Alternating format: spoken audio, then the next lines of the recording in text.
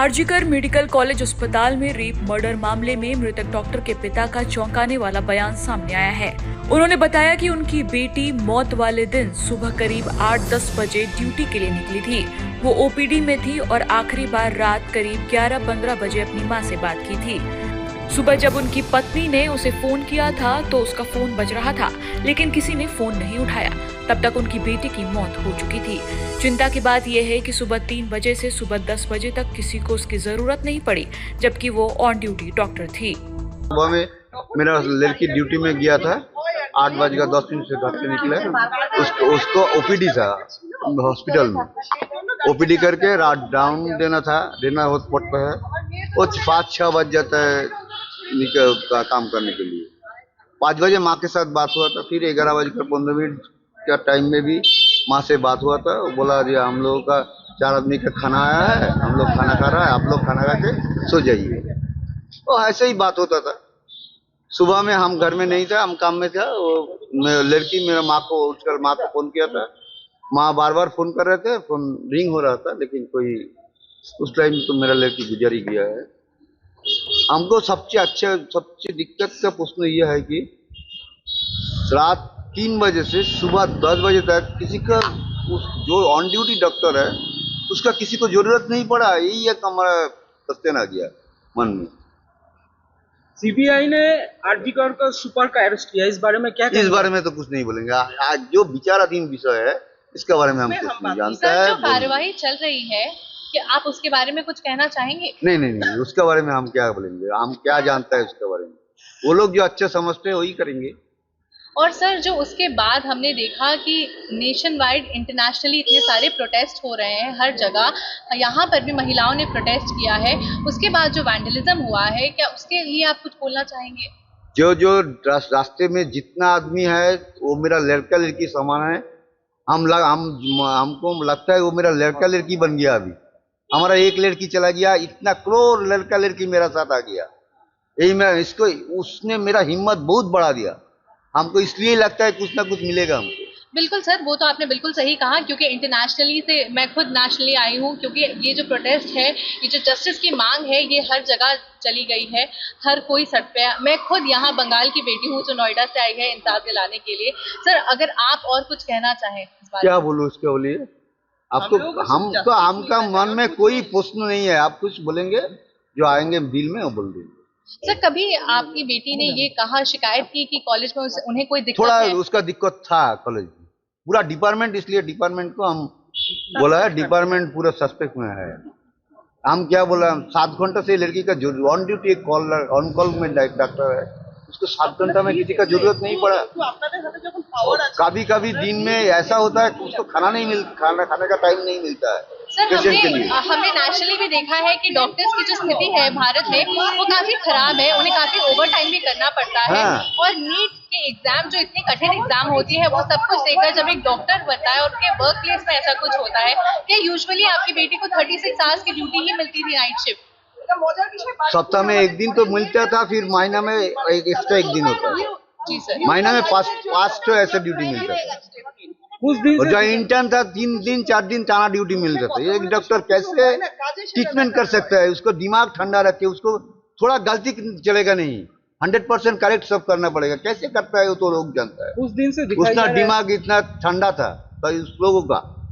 कुछ दिन से दिखाई जा रहा है जब पूरा हॉस्पिटल बंद है, इस बारे में आप क्या कहेंगे? वो जो लड़का लड़की ये सब कर रहा है, हम उसके साथ है। वो मूल रूप उनका कॉलीग और मेरा बेटी समान है। सब मेरा बेटी का उस आत्मा में शांति मिले, उसका भी कोई प्रोटेस्ट मिले, इसलिए कर रहा है। आरजीकर हॉस्पिटल में तो भंगचूर हुआ है, इसके बारे में कुछ हम नहीं जानता है, हम कुछ नहीं बताते। ममता बनर्जी आज भी बोला है कि मैंने 1 हफ्ता टाइम मांगा था, इससे पहले सीबीआई को दे दिया गया। इस बारे में आप क्या कहेंगे?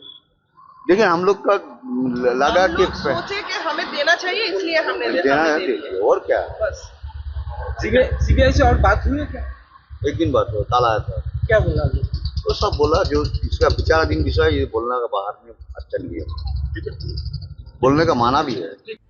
मीडिया रिपोर्ट के मुताबिक कोलकाता में ट्रेनी डॉक्टर के रेप मर्डर केस में एक डायरी सामने आई है। ये डायरी ट्रेनी डॉक्टर की ही है। डायरी में ट्रेनी डॉक्टर ने खुद से जुड़ी कई बातों का जिक्र किया था। इस डायरी में लिखी बातों को पीड़ित के पिता ने मीडिया को दिए इंटरव्यू में शेयर किया।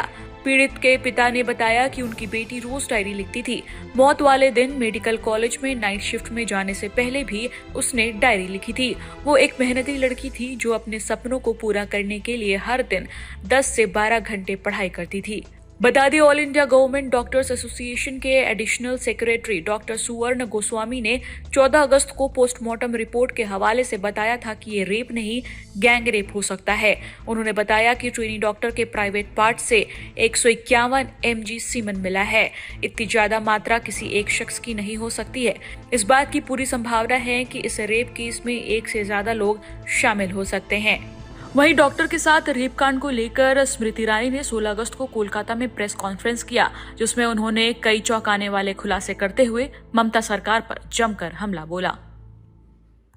मीडिया की रिपोर्ट्स के मुताबिक उस महिला के मृत शरीर से, आंखों से, वजाइना से खून बह रहा था।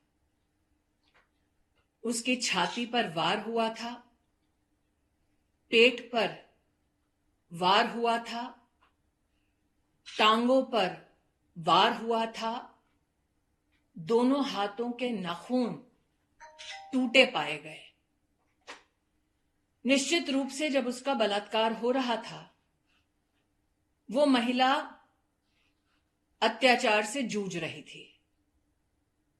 सवाल ये उठता है कि क्या किसी ने उस फ्लोर पर उस महिला के चिल्लाने की आवाज को नहीं सुना?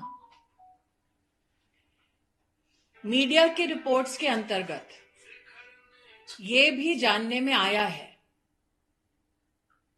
कि 150 mg सीमेन उस महिला में पाया गया। क्या ये एक रेपिस्ट का काम है? क्या यह संभव था कि वो व्यक्ति उस महिला को रेप भी कर रहा था, टांगे भी तोड़ रहा था, हाथ भी तोड़ रहा था, आंखें फोड़ रहा था, छाती पे मार रहा था, पेट पे मार रहा था, वो महिला चिल्ला रही थी और ना कोई सुन पाया, और ये सारा कृत्य उस एक रेपिस्ट ने अकेले किया?